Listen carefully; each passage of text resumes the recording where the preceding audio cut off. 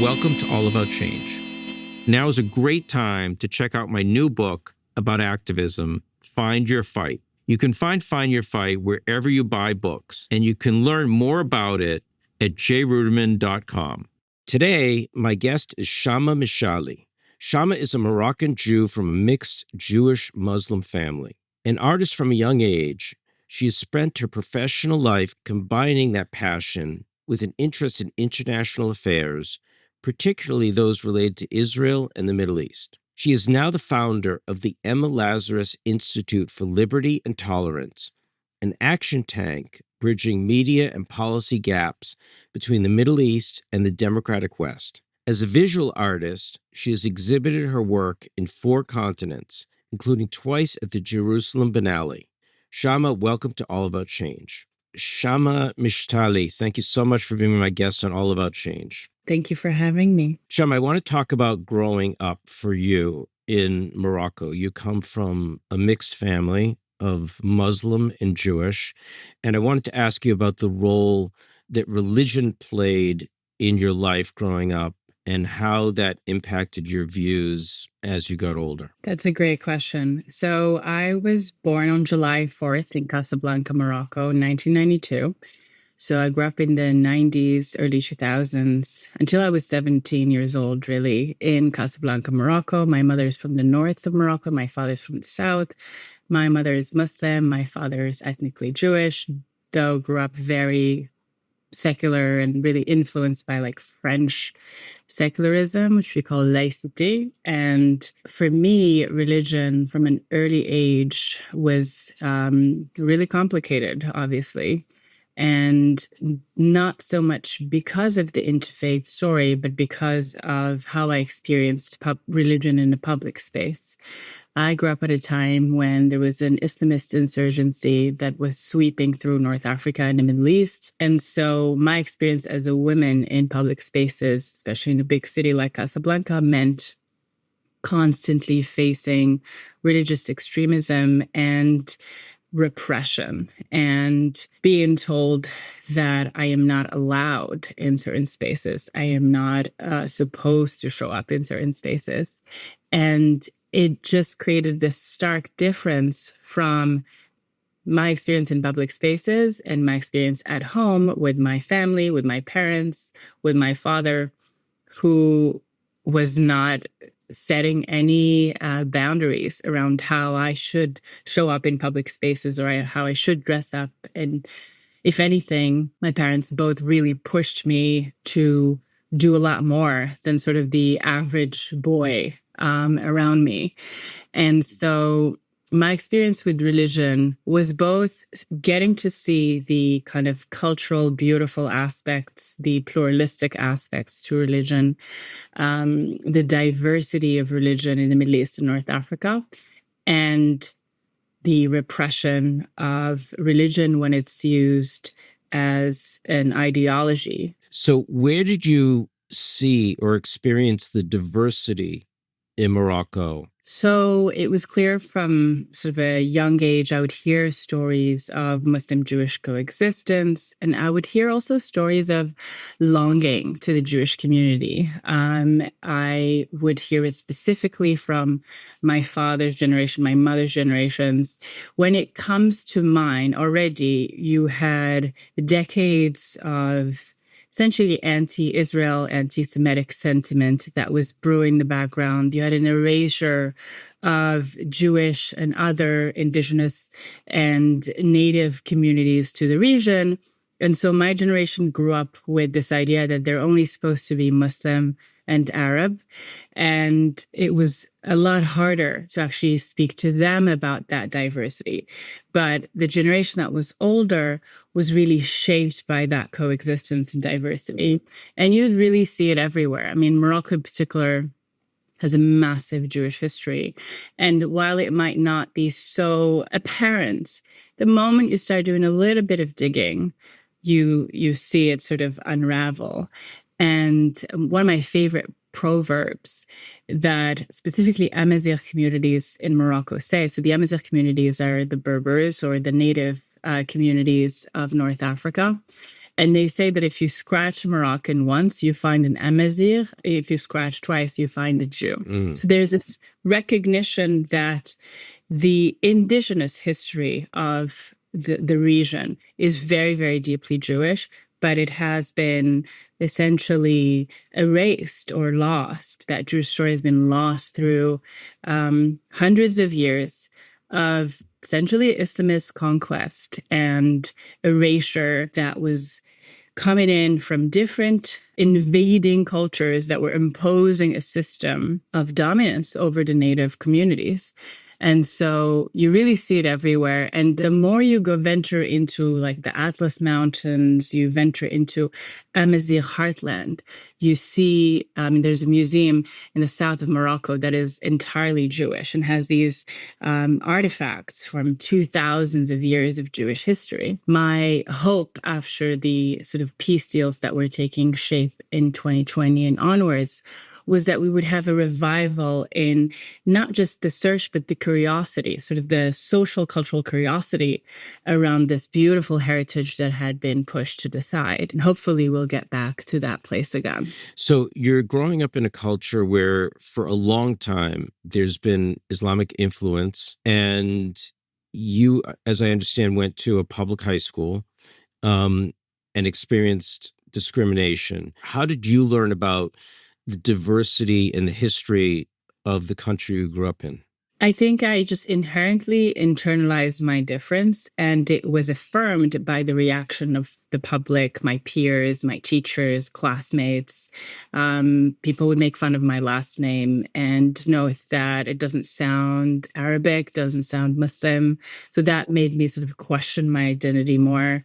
But also, I realized that I really felt othered everywhere and in every space that I go to. And so much that the first time I actually felt belonging in my life was when I went to college. I went to Brandeis University. Like me. No way. That's amazing. There you go. It was really the first time that I felt deep belonging in my life. And I think it was because as a patrilineal Jew, it's very hard to find belonging in like Sephardi Mizrahi spaces. It's very centralized. Also, these are communities with very recent traumas, recent experiences of exclusion, exile, and persecution. And so they tend to be more insular. It wasn't until I got to Brandeis University with that sort of tradition of the American Jewish reform legacy and the deeply embedded values of inclusion where I looked around and I realized, oh my God, being a Jew is actually an ethnicity. And that's why I feel how I feel. That's why I've been fighting for Jewish inclusion since I was a kid. That's why I've been fighting for peace in the Middle East since I was a kid, right? And so I came to kind of really understand what Jewish identity means through really like going on these adventures and experiences and sort of allowing my identity to meet the world and sort of meet the world where it is and kind of negotiating my identity as a result. But I didn't feel full integration of my identities until I went to Israel. So when I went to Israel for the first time, that was the second time in my life I felt deep belonging, very, very deep belonging. In Israel, you land and you see Hebrew and Arabic in all the public signs. For me, as someone who had fought for the inclusion of Jewish history and Jewish narratives and stories, to see the Magen Davids in public spaces for the first time and not see them be threatened or defaced or damaged in public spaces was so healing for me that I literally broke down when I saw the first Magen David in a pharmacy sign. Right. And so in Israel, I really experienced this holistic integration of my identities. And I think if people of the region were able to go and experience Israel and sort of park the stereotypes, the preconceived notions to the side and really experience it for themselves, they would realize that it has become sort of the last stronghold of diversity in the region and actually exposes the beautiful pluralism that has shaped the Middle East and North Africa for thousands of years. Somehow, by miracle, this very small plot of land was able to actually preserve all of that diversity. And so what happens for a Kurdish person, an Amazigh person, a Druze person going to Israel for the first time and seeing that inclusion and that integration of the diversity of the region, it's just something calms down in their heart. Something kind of, a piece of the puzzle integrates into their hearts, and they realize, oh my goodness, we have been lied to, because there are extremist ideologies that are really going after that diversity. You have incorporated intersectionality and interdisciplinary approach to peace building, Jewish inclusion, Arab-Israeli integration. Talk about that work and why it's important. But also I wanted to ask you, is it possible with what is built up in the region with Islamic fundamentalism, which opposes all of that? How does your work face reality? And do you face, discrimination, threats to you? How do you do your work in the face of reality in the region?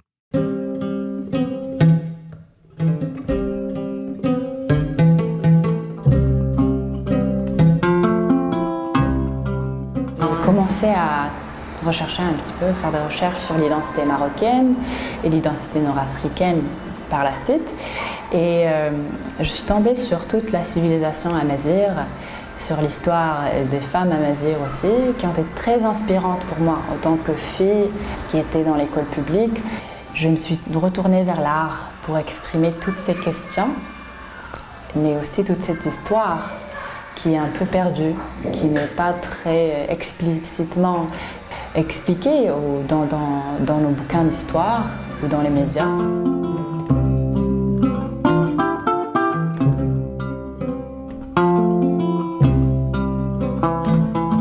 Pourquoi une exposition publique? C'est bien évidemment pour montrer tout cet héritage, cette histoire au public marocain, mais notamment aux gens qui font l'école publique, aux gens qui vont à la faculté. Une des choses que j'espère faire à travers ce travail, c'est de rendre le juif autant que personne normale avec qui on peut dialoguer, avec qui on peut parler, et d'éviter cette sensibilité autour de l'identité juive. Sure. So that's a great question. I think, first of all, you asked how I integrate intersectionality into this work. I think there's no other way. And I think, part of it is, as someone who went to Brandeis, you understand I carry that sort of legacy, but there's a reason I went to Brandeis in the first place. I painted a series of Amazigh Jewish women when I was a teenager and took them everywhere for exhibitions and acts of essentially resistance and resilience, and really showcasing those stories that were pushed to the side. And I called them the triple minority status women, because I didn't have that language of intersectionality, but I just knew that they navigated 3 times those levels of oppression and marginalization. And so, of course, their stories are not to be found anywhere. When it comes to sort of the realistic, pragmatic applicability of this in this backdrop of fundamentalist, jihadist ideology that really seeks to wipe out all of this difference, what I truly fundamentally believe and work for is setting a foundation for regional integration through deradicalization, through countering extremism, and specifically the deradicalization of culture. And that's why I founded the Lazarus Institute. So I want to bring you back to 2015, and you did a piece of artwork that was very controversial. And in the end, you decided to remove the piece of artwork from the exhibition. Can you talk about that story, what happened, and how that shaped your view of where you were and what was happening in the region? Yes. So I didn't remove it. It was not according to my free will, but it was actually removed by the Ministry of Interior and then by the police. But to explain to you what happened, it was June 2015. I had an exhibition at the heart of Casablanca, Morocco. And this was after I had done many exhibitions abroad, especially in the United States. And this was going to be my solo exhibition in Morocco. So I'm getting a lot of commentary and feedback and attention. And I was actually on my way to a radio show around sort of 12 p.m., where everyone's driving back home. So everyone's tuning in. And it was a live radio show. And they asked why. It was the first time I was doing this solo exhibition after doing many exhibitions abroad. And I said, it's not for the lack of trying. I keep trying and I keep getting censored. In fact, on my way to you, I received a call from the Ministry of Interior who threatened to shut it down, who said that they're going to take me to jail for what they call the defamation of a national symbol, because my work had Magen David's in it. And essentially, they threatened to fine me and take me to jail, and said that if I put back even an image of the painting on the wall, that I would face those serious repercussions. And there were undercover cops outside of the exhibition, inside the exhibition, and actual cops outside of the exhibition. And so it was this very, very tense environment. And this is why I need to explain to the audience sort of the political complexity of the country. Now, after the Arab Spring, 2011, the Muslim Brotherhood affiliate political party in Morocco was able to consolidate power, was voted on by popular vote. So they headed the governments at the time, and they won 2 times after the first time. So they were in power over a long period of time, and that enabled them to really deepen their grip on the politics and sort of the social and cultural dynamics of the country. So all of a sudden you look around and most women are wearing the hijab. When you walk into parliament, all women were wearing the hijab. And so they started really shifting the culture of the country and repressing all civil liberties, coming after the artists, the journalists, etc. Now, that exhibition really kind of put me on the map of all the sort of radicals and fundamentalists. I was receiving death threats on a regular basis. And at the same time as this was happening, and when I started to realize, my goodness, they have become really powerful in North Africa and Morocco in particular, I started seeing sort of this breath of fresh air coming from the East, from the Gulf in particular.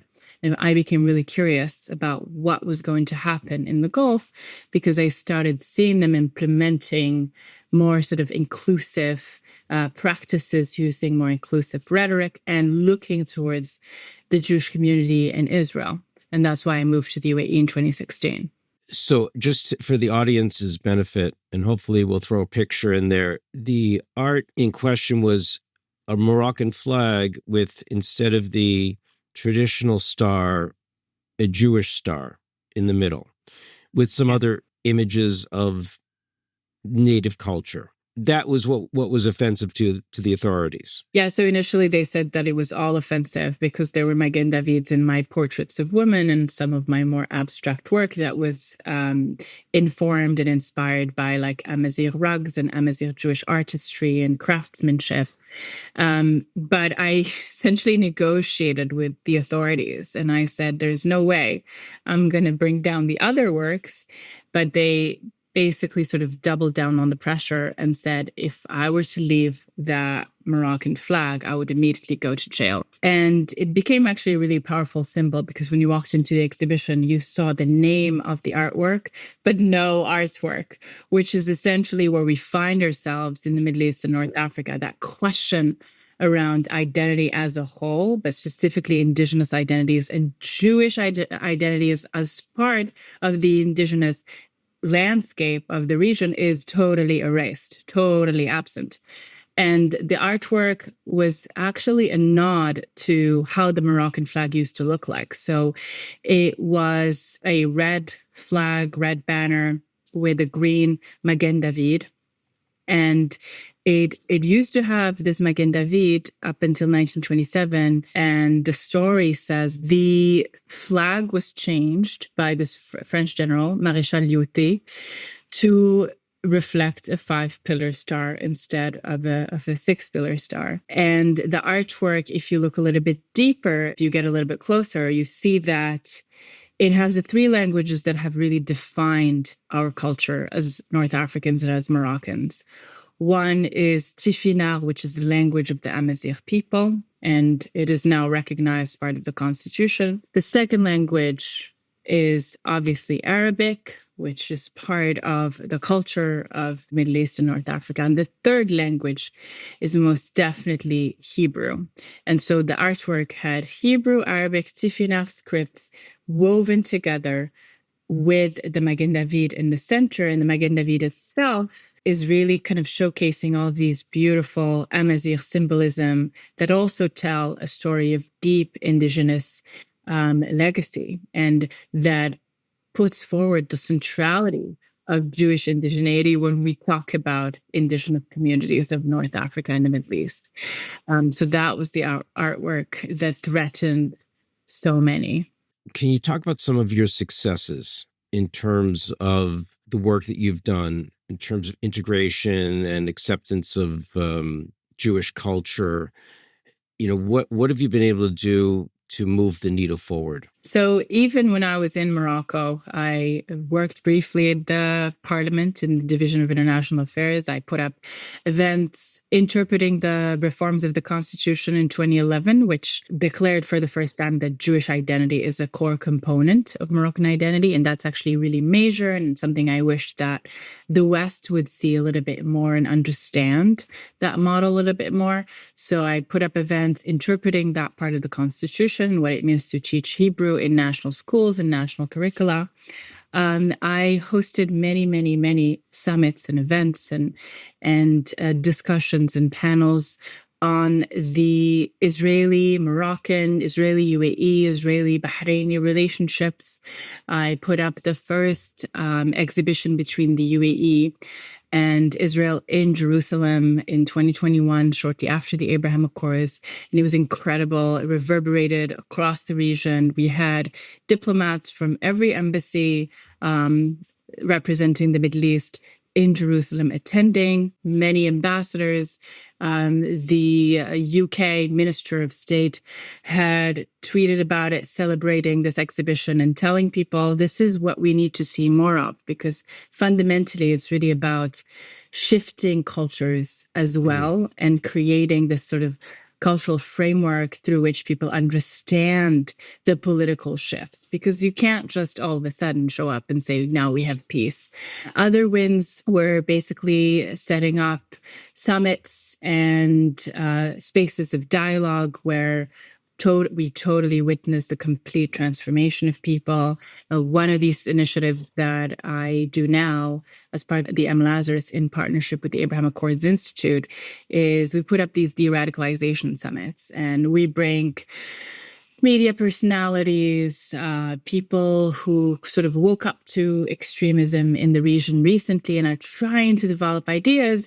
We put them together with deradicalization and counter-extremism experts who have been in the field, on the ground, looking at the ideology, looking at the philosophies that underlay the ideology for decades, and sort of allowing them to share knowledge, share best practices, so that whatever the intellectuals develop is not just read by one or two people, but is actually scaled. And whatever that is developed by the media personalities and the social media influencers and the activists is informed by decades of research and best practices.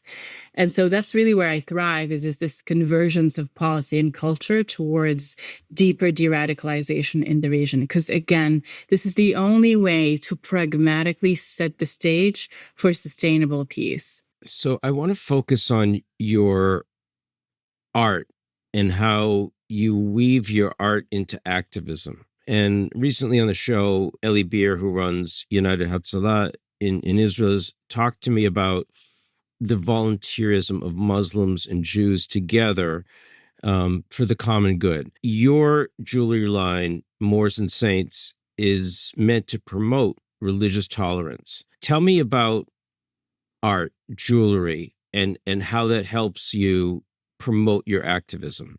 So it's twofold. One, when you have ideologies that take away the right to sing in public, that take away really beauty, that repress women's freedoms, it's all because they're actually going after culture. So if they can completely essentialize, reduce culture to what they see fit, which is very clearly stated a return to sort of a purist version of Islam, which really is not a purist version. It's a fundamentalist interpretation that has constantly been challenged throughout the Muslim world and throughout hundreds of years.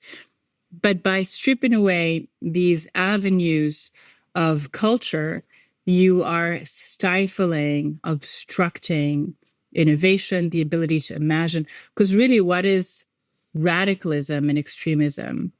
It is an attack on the imagination. When someone tells you can only be this or that, nothing in between, they are suppressing your very ability to imagine a different reality. First, it is a kind of a reclaiming of the culture and the diversity of the region. And second, I was pushed into it because even though I think I've always been an artist and I've always, as a child, always painted and drew and things like and created things, but I was pushed into it in the sense that when I started with political activism in my schools growing up, I was clearly told that I had no right to speak. And so my automatic reaction was, I'm going to create a very safe space for people to actually understand that they've been lied to in school, that they've been manipulated, that they have not been told the full story. And I'm going to create an artwork or a jewelry collection that is so beautiful, you can't actually look away. It commands you to look. And it creates this immediate intimacy because it also tells your story and you are able to see yourself in the product or in the painting. And so you'll have no choice but to actually face that history and that diversity that we just didn't have spaces for before. So your art is very beautiful. And when you're in the UAE, when you're in Bahrain, is your art able to be seen? Do you feel that you have more ability to show a diverse piece of art there than in Morocco or in other places in North Africa and the Middle East? That's a brilliant question. Hi, my name is Chama Mechtaly, and I'm the founder and creative director of Moors and Saints, which is a startup incubated here at In5 Design. So Moors and Saints is a fine jewelry company that offers products inspired by Moorish architecture and Moorish design. And what we do is we map where Moorish architecture kind of started, so in Andalusia and the Maghreb region, and how it traveled across the world, so reaching as far as Mexico in the west or India in the east. And we really try to source out places that have this kind of architecture across different religions. So In5 believed in me from day one, and I had a lot of fun pitching Moors and Saints for the committee, and I had a lot of fun with the application process, which, to be fair, was very much hassle-free and pretty straightforward. And In5 also offers the cheapest way to incubate and to start a business in Dubai, so that was a no-brainer for me, and I'm sure for any young aspiring entrepreneur. So the reason why I started Moors and Saints was because when I showed up in the UAE in 2016, I looked everywhere, I asked everyone, and I said, is it okay if I show these paintings that showcase Jewish minority communities from Mizrach, from the East? And I was told that the community is still not ready for it. And as long as there is no sort of green light from the top, that it would be very difficult to do that kind of thing. The green lights came with first the UAE's Year of Tolerance in 2019, and that's what allowed me to launch Moors and Saints at a really massive design fair called the Dubai Design Fair that happens in the fall, and that draws in people from all over the globe with the best design innovation. And I would have people kind of coming into the pop-ups and the activations, and they would see a collection covered in Magen David's in jewelry, sacred architectural jewelry inspired by Moorish design, but embedded with Magen David's, and they would say, what's this doing here? Why do you have the Israeli flag on the jewelry? And I would say, well, I'm so glad you asked. This is a Magen David. This piece is actually inspired by a mosque where you find the Magen David ingrained on stone in the courtyard of the mosque in Egypt. And the mosque was built 1,000 years ago by a Jewish architect from Iraq. Right. And so it just totally sort of destroys all of their ideas about the Jew or about the other. And now all of a sudden, what do you mean Jews were here thousands of years ago and were instrumental in building Muslim civilization? It's not always easy, of course. And I tend to sort of market segment as much as I can, because ultimately I want that message to resonate, to land. And I want culture to be deradicalized. And I want Jews to be understood as indigenous to the region and Israel as a core part of the region that is never going to go anywhere. It's really because of that I kind of tweak my approach. And, it's becomes really hard and difficult to answer the basic question of what do you do for a job? Right. Because given my experiences in the spaces in which I was born and grew up and had formed my formative years, I've had to kind of carve out these different professional identities. And so I thought, okay, well, we're just going to have to be entrepreneurial and create a small business with deep social impact. And so these are the things that are really lost on the West in particular when they think of the Middle East, because there's a lot of media manipulation and there's just a lot of kind of glossing over the specificities of the Middle East. And it tends to create these gaps in consciousness. And those gaps only further the goals of the extremist organizations, because it hinders the very ability to actually engage with the Middle East and with the different countries of the Middle East as just normal countries, essentially normalizing not just Israel, but all of the other countries that make up the region. And so this is why I'm also very, very, very firmly against any organization that claims to work for peace, but is actually calling for the boycotts of not just Israel, but other countries in the region that they see normalizing with Israel, right? The Abraham Accords countries, because they don't want those avenues of dialogue. And so that rupture in communication really helps them create even more and fertilize more extremism in Western society. I like what you're doing as shifting and approaching different things in order to try to get the word out there and show people the reality and come up against a really, really strong and dangerous philosophy that's in the region. So I give you a lot of credit. I hope that you are keeping safe, because I think the threats out there are real. I've learned a lot from you, and I appreciate you being my guest today on All About Change. Thank you so much. Really pleasure to meet you. Thank you for being part of the All About Change community. We aim to spark ideas for personal activism, helping you find your pathway to action beyond awareness. So thank you for investing your time with us, learning and thinking about how just one person can make the choice to build a community and improve our world. I believe in the power of informed people like you to drive real change, and I know that what we explored today will be a tool for you in that effort. All right, I'll see you in 2 weeks for our next conversation, but just one small ask. Please hit subscribe and leave us a comment below. It lets us know that you value this content, and it supports our mission to widely share these perspectives. If you're looking for more inspiration, check out this next video. I chose it for you, and I know you're going to enjoy it.